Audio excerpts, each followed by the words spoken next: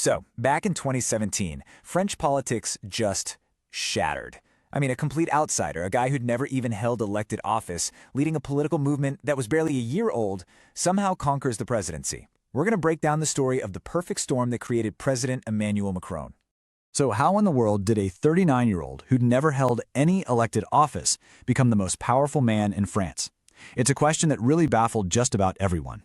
Because you see, this wasn't just another election, it was a full-blown political earthquake.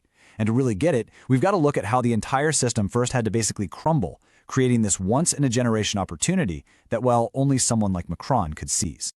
Yeah, this earthquake really did completely redraw the map of French power.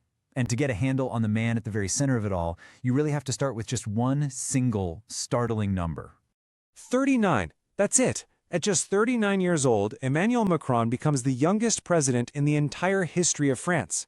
In fact, get this, he was the youngest head of state France had seen since Napoleon. Think about that for a second. That youthfulness, it was more than just a number. It signaled this radical break from the past. And for a country that was absolutely hungry for change, it was an incredibly powerful symbol.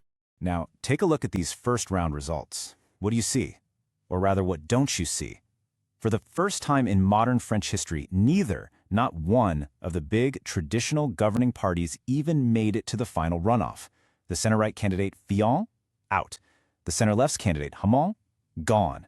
This wasn't just a crack in the system, you guys. The entire foundation had just crumbled to dust. So how on earth did this happen?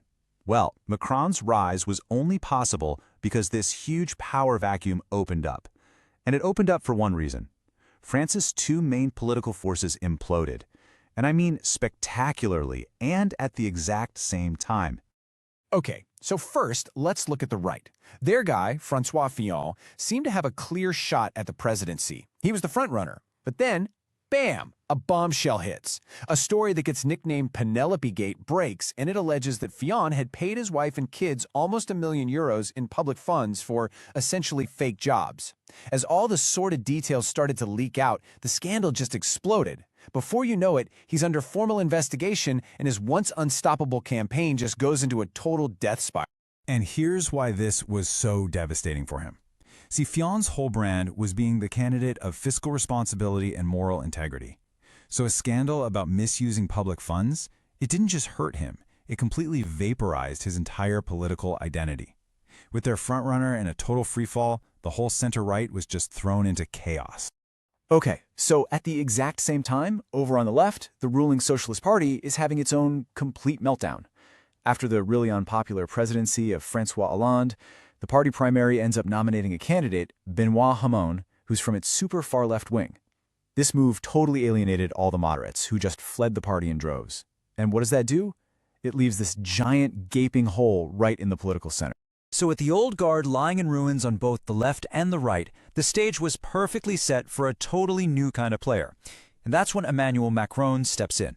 He approached politics not like a traditional politician at all, but more like a Silicon Valley-style disruptive entrepreneur. I mean, just look at his background. It's completely unconventional for a politician. He's a philosophy graduate who literally worked for a famous philosopher. Then he becomes an elite civil servant, then a multimillionaire investment banker at Rothschild, then a top advisor in the presidential palace, and then minister of the economy. It's this wild blend of intellectual, financial, and political worlds that gave him a perspective that, frankly, no other candidate could even touch. So in 2016, he launches his political vehicle. He calls it En Marche, which means on the move. And he's very clear, this isn't a party, it's a movement. He pitches it like a political startup, and its mission was simple but radical: to completely shatter the old left-right divide that had been paralyzing French politics for decades. And the way he built this movement was totally new. He launches something called La Grande Marche, or the Great Walk. He gets this army of volunteers to go out and knock on 300,000 doors. But here's the key. They weren't just handing out flyers, they were conducting these really deep dive interviews.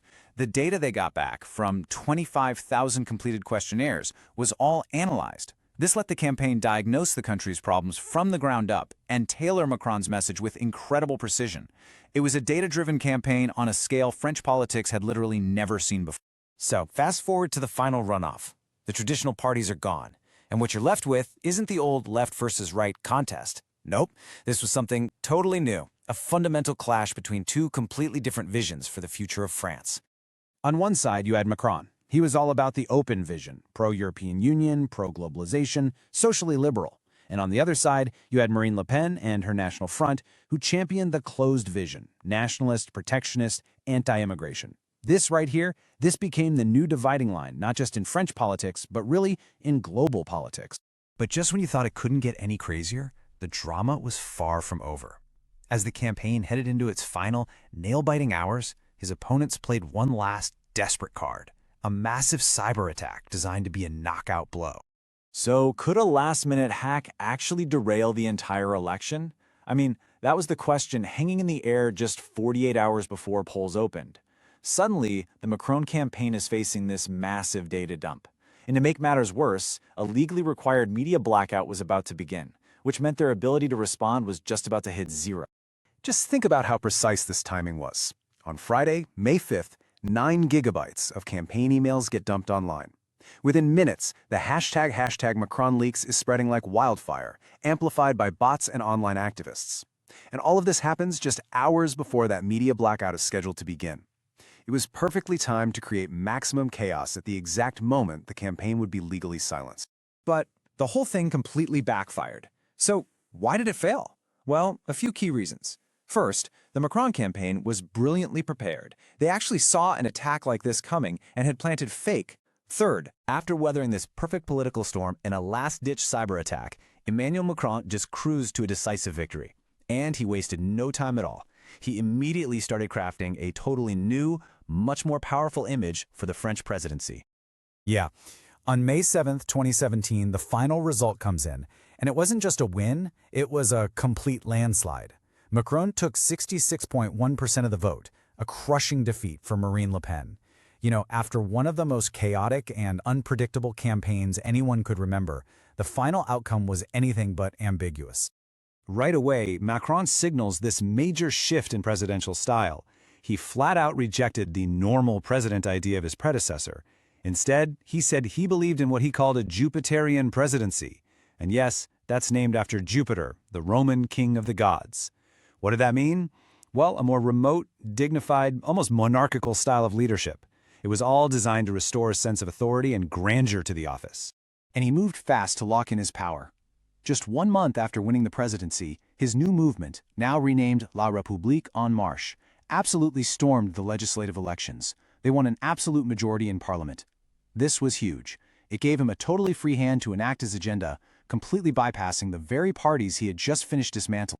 When you look back, Macron's victory was really a masterclass in political disruption.